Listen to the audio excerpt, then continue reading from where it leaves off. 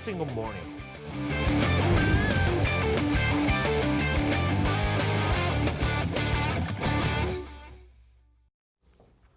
금요일 같은 수요일 아침 글로벌 랩과 함께하고 계십니다. 아시는 대로 내일은 현충일로 휴장입니다. 오늘 사실 새벽에 미국 증시도 많이 올랐고 해서 휴일 앞두고 오늘 증시 분위기는 괜찮을 것으로 생각되는데 그럼에도 불구하고 디테일한 요소를 봤을 때는 조금의 우려 요소도 없지는 않습니다. 일단 뭐 오늘 미국이 상승을 크게 했으니까 오늘 우리 개장도 외국인들 오랜만에 이제 순매수를 등에 업고 한번 상승 출발이 예상되고 있는데요. 자, 그럼 얼만큼 어떻게 오를 것이고 앞으로 그럼 오늘 같은 상승세에 같이 가는 말에 올라타야 되는지 아니면 상승을 이용해서 비중을 축소하는 게 좋은지 한번 알아보도록 하겠습니다. 로이터 통신입니다. 제목에서 아시다시피 오늘 파월 의장의 한마디가 월가 전체 분위기를 상당히 밝게 바꿔놨고요. 잘 아시는 대로 이제 어제 세인트루이스 연은 총재 제임스 블라드가 한번 슬쩍 이제 분위기를 띄워놨죠. 금리 인하에 대한 연준의 입장이 나쁘지 않다 이렇게 한번 이제 살짝 좀 운을 띄운 다음에 오늘 연준 의장인 제롬 파월이 직접 이 같은 발표를 했는데요. 파월 의장의 한마디에 그야말로 파워 랠리로 화답을 했다고 나와 있고요. 지금 시점에서 미중 무역 분쟁으로 여러 가지 상황이 좀 혼란스럽고 그다음에 장단기 국채 금리 차로 또 리세션에 대한 우려가 떠오르고 있는 이런 상황에서 시장이 딱 듣고 싶었던 말을 제롬 파월 연준 의장이 오늘 바로 들려줬습니다. 그다음에 현재 여당인 집권당인 공화당에서조차 트럼프 대통령의 멕시코 관세를 저지할 고려를 하고 있다. 이래서 최근에 이제 시장을 짓눌렀던 경기 둔화 리스크, 그다음에 미중 무역 분쟁의 불확실성은 연준이 소방수 역할을 했고, 그다음에 트럼프의 멕시코 관세라는 이 악재는 또 공화당에서 저지에 나서기로 했다. 이런 것들이 이제 결국 오늘 미국 증시의 상승폭을 다우지수 기준 500포인트까지 올려놓는 1등 공신의 역할을 했다고 봐야 되겠죠. 파월 연준 의장이 얼마나 시장이 듣고 싶은 말을 제대로 해줬길래 이렇게 미국 증시가 급등했을까요? 연준이 경제 성장을 지탱하는 데 있어서 합당한 역할을 기능을 하겠다 이런 한마디였는데요. 결국은 이 얘기는 추가 경기 둔화 리스크 내지는 국채 장기 금리 하락에 대처하기 위해서 연준이 금리 인하도 할 수 있다 이런 의지로 해석이 됐습니다. 그 이유는 바로 무역 분쟁의 불확실성에 적극적으로 대응한다는 건데요. 지금까지 사실 연준에서는 미중 무역 분쟁에 대해서 지켜보고 있다, 예의주시하고 있다 이런 정도의 얘기만 했지 이렇게 적극적으로 대응하겠다는 의사를 크게 밝히진 않았었거든요. 근데 오늘 처음으로 이제 미중 무역 분쟁에 대한 리스크를 언급하면서 연준에서 성장 지원을 위해서 적당한 역할을 하겠다고 이제 앞으로 한 걸음 나선 거죠.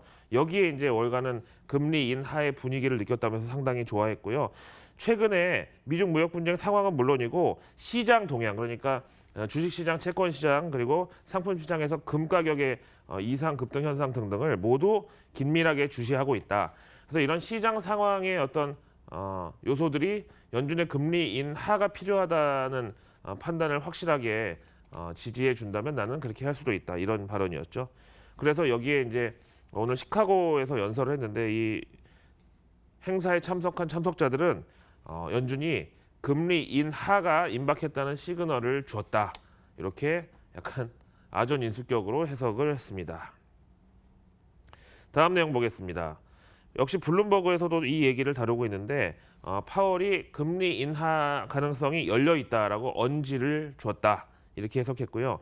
여기에 대한 시장 반응으로 달러 인덱스가 3주 만에 최저치까지 떨어졌다고 얘기합니다.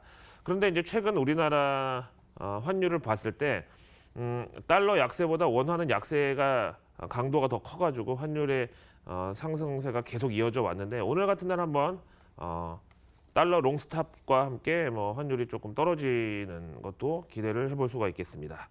자, 그렇다면 도대체 이런 펀더멘탈 말고 테크니컬리 얼만큼의 금리 인하 가능성이 지금 시장에 반영돼 있는지 CME의 패드와치 통해서 알아보겠습니다. 일단 6월 19일 날 FOMC가 있는데 당장 이달에는 조금 힘들 것 같고 그다음에 바로 다음 FOMC는 7월 31일인데요. 이제 이때 연준이 금리 인하를 할 가능성이 52%, 절반을 넘어갔다고 지금 표시가 되어 있습니다. 그 다음에 그 다음 FOMC 9월 FOMC에서 금리를 내릴 확률은 92%. 거의 그러니까 9월 달에는 금리 인하를 하지 않으면 시장이 큰 충격을 받을 수도 있는 너무나 당연하게 여기고 있는 그런 상황까지 왔고요. 솔직히 7월도 50%가 넘었다는 게 저는 조금 놀라운데 보통 이제 7월 혹은 6월 FOMC는 이제 미국의 휴가철을 앞두고 휴가철 그 소비 물가가 올라갈 거, 휴가철 장바구니 물가 내지는 이제 시중 물가가 올라갈 거에 대비해서 웬만하면 비둘기파적인 스탠스를 보이지는 않는 달이거든요. 근데 그런 7월의 금리 인하 확률이 50%가 넘었다는 것은 상당히 크다고 봐야 되겠죠. 그 다음에 9월에 한번 내리고 12월 달에 추가로 금리를 인하할 가능성도 역시 50%가 넘고 있는 상황이다. 그래서 지금 현재 오늘 새벽에 마감한 미국 증시 다우지수 500포인트 오른 이 현재 미국의 증시 어떤 온도는 올해 연준이 금리를 2번 내리는 것을 기본적인 베이스 케이스로 반영하고 있다. 그럼 2번이 한 번으로 줄거나 아니면 2번이 아예 금리 인하를 안 하는 것으로 바뀔 경우에는 시장이 또 분노의 매도세를 펼칠 수 있다. 이렇게 해석이 되어야 되죠. 너무 좀 앞서가 있지 않나 저는 또 그런 생각을 하게 됩니다. 자, 다음 뉴스 보겠는데요. 그러면 파월 의장의 이런 시장을 케어하는 한마디, 또 시장이 듣고 싶었던 말을 해준 것, 그리고 연준이 그토록 염원하던 금리 인하가 이제 현실로 다가온 것, 이 모든 게 다 미중 무역 분쟁 때문이잖아요. 그럼 이 미중 무역 분쟁이 갑자기 어느 날 협상 타결이 됐습니다 하고 발표되면 이런 거 다 무산돼 버리는 거잖아요. 그런 상황에서 오늘 중국이 내뱉은 독설은 오히려 월가 그리고 금리 인하를 기대하는 사람들에게 흐뭇한 미소를 줬다고 역설적으로 해석이 가능하겠는데요. 중국 무역부에서는 중국이 먼저 유화적인 스탠스로 바뀔 것이다라는 이런 기대는 그야말로 헛된 기대일 뿐이다 이렇게 일갈했고요. 베이징은 분명히 협상할 의지는 있다. 그렇지만 투쟁을 해야 공정한 협상도 이끌어낼 수 있다는 점에 대해서는 우리가 알고 있다. 이러면서 현재 G20에서 트럼프하고 시진핑이 이제 정상회담 하는데 이 자리에서 어떤 극적 타결이 나올 수도 있다라고 했던 지난 기대감은 중국 내에서만큼은 많이 낙관론이 사그라들었다고 해요. 자, 그다음에 앞에 잠깐 말씀드렸습니다만 이런 이제 불확실성한 시장 상황에서도 사실 오늘의 상승은 그동안의 하방 포지션, 그러니까 이제 숏 포지션이 쭉 쌓여 있다가 한번 이만하면 이제 먹을 수 있겠다고 환매수하면서 숏커버로 급등을 했다고 하면 여전히 이제 완전히 V자 반등에 나선 거라고 보기 힘든데 이런 와중에도 돈을 벌 수 있는 트레이딩 기법은 있다고 합니다. 바로 저도 몇 번 말씀드렸던 시소 전략, 바벨 전략, 덤벨 전략, 롱숏 전략 다 똑같은 얘기인데요. 이렇게 한쪽이 올라가면 한쪽이 내려가고 이렇게 비중 조절을 하면서 이제 시장에 이제 트레이딩하는 기법인데요. 전통적인 해지 수단으로 꼽힙니다. 요즘엔 사실 애플하고 삼성전자가 라이벌이자 협력자 관계로 이제 수시로 이제 시소가 나오지만 기존에는 애플이 신제품을 출시했거나 아니면 애플 삼성이 실적을 발표했을 때 바로 외국인 투자자들이 잘 쓰던 기법이 이건데요.